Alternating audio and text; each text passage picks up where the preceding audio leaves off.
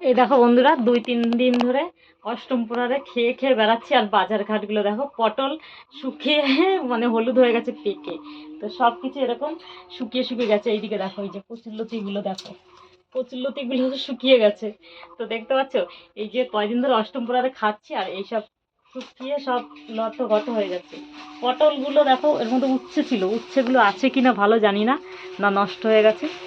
তো দেখি কি হয়েছে, উচ্ছেগুলোর কি অবস্থা, পটলের কি অবস্থা। এই দেখো উচ্ছে পেকে, এই দেখো উচ্ছের অবস্থাটা দেখো, পেকে কি হয়েছে উচ্ছে।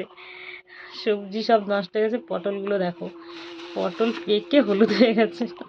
তো এখন এত দাম পটলের, আর আমরা সেই সব সবজি নষ্ট করে তো এইসব করছি। হ্যাঁ, নষ্ট করে। এই লতিগুলো দেখো শুকিয়ে কি অবস্থা, লতির লতির কত দাম বলো। আর এইদিকে সবজির তো আরও অবস্থা করুন। তো এখন লতি বাছতে বসেছি, লতি বেছে লতি রান্না করবো আজকে। আর আরেকটা জিনিস কি, এই লতি শুকিয়ে গেলে না বাছতে আরও সুবিধা হয়। এই দেখো, এরকম হাত দিয়ে চাপ দিলেই খোসা উঠে আসবে, ঠিক আছে। কেটে নিয়ে এরকম পিস পিস করে দিয়ে দেবো। লতির তরকারি হবে, আর ভাত হবে, পটল ভাজা হবে, উচ্ছে ভাজা হবে। তো আজকে এই সবগুলোই চলবে।